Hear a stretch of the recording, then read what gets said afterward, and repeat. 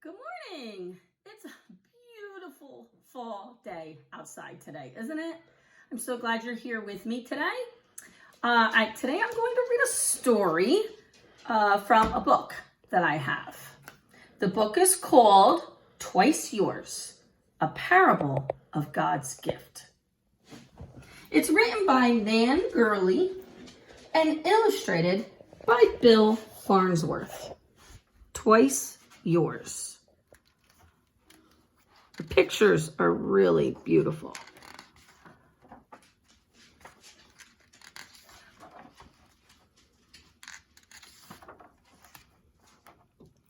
What are you carving, Grandpa? Corey asked as he climbed into the porch swing and sat beside his grandfather. Something for you. For me? What is it? Something to help you remember who you are. Corey watched his grandfather's hands. They were big and brown, and they knew just what to do with a piece of wood and a pocket knife. This piece of wood reminds me of something that happened a long time ago. I was about your age. Tell me, Grandpa, tell me a story. Corey leaned back against Grandpa's shoulder and waited for him to begin.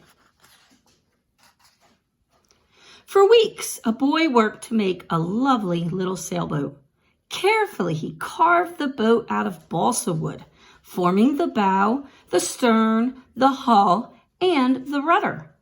Then he searched through scraps of material his mother had given him until he found the perfect fabric to make the sail. When every piece was put together and the paint and the glue were finally dry, the boy cut a long piece of string and tied it to the back of the boat. After school the next day, the boy hurried home and gently picked up his sailboat and ran down the road to the stream that flowed through the town. Kneeling at the edge of the creek, the boy placed his sailboat in the water, and holding the end of the string tightly in his hand, he pushed the boat out towards the middle of the stream. The boat floated out away from the bank and away from the boy. And when it reached the middle of the stream, it was pulled into the fast-moving current. The boy watched with joy as the boat sailed over rocks and past the roots of trees.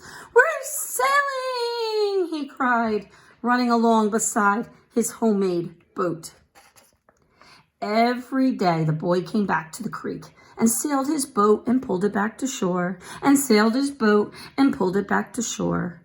And one day, when the boy was running along the stream bank beside his homemade sailboat, the string broke. "Wait! Stop!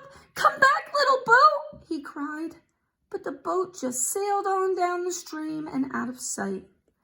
Every day, the boy walked up and down the creek bank searching for his boat.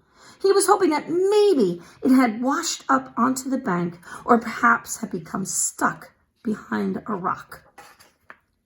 One day, while searching for his beloved boat, the boy went further downstream than he ever had before.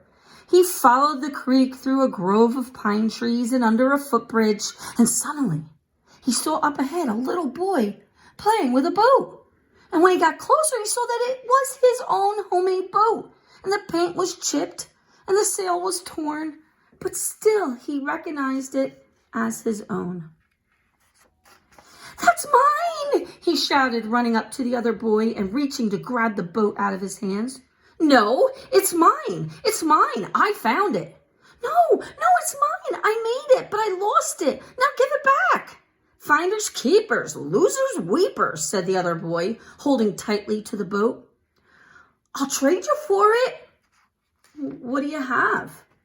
The boy reached into his pockets and pulled out everything he had. "I have some string, 2 bottle caps, 3 marbles, a rubber snake, and a pocket knife." "Well," said the other boy, "how much of that will you give me for the sailboat?" "I'll give you everything I have," the boy replied. "You can have it all."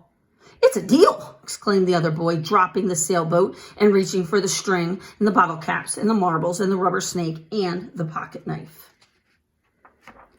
The boy picked up his sailboat and walked back upstream under the footbridge through the grove of pine trees, and back to the place where he had first launched his sailboat. "You are twice mine," he said, hugging the boat tightly to his chest. "Once because I made you, and once because I bought you." Grandpa finished the story and whittled the last piece from his block of wood. And then he handed the carving to Corey. It was a cross. "This is for you, Corey. It will remind you of the one who made you and then bought you." "What do you mean, Grandpa?" "Jesus wanted you for his own. He created you to bring him joy.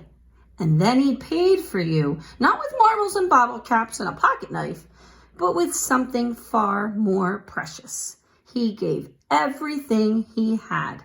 He paid for you with his life." Corey clutched the cross in his hands. "Thank you, Grandpa. That's the best story ever." Grandpa closed his knife and put it in his pocket. "Yes, it is, Corey. Indeed it is. You know that you were not bought with things that can pass away, like silver or gold.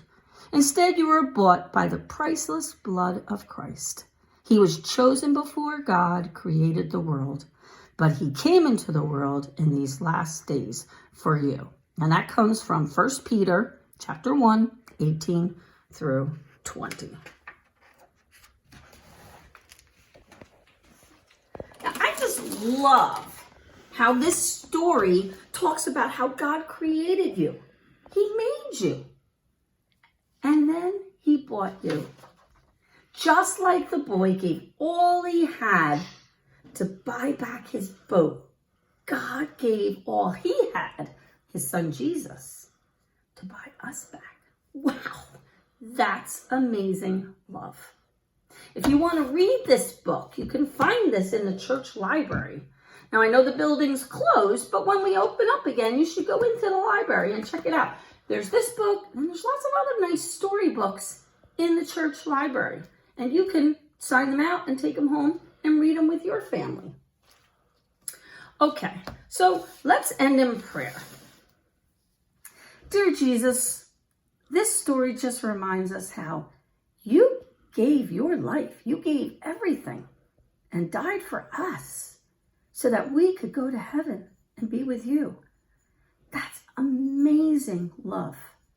And we thank you for doing that for us.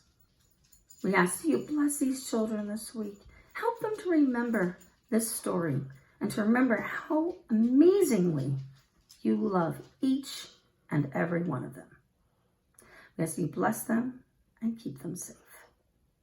And all God's children said, amen. I'll see you guys next week.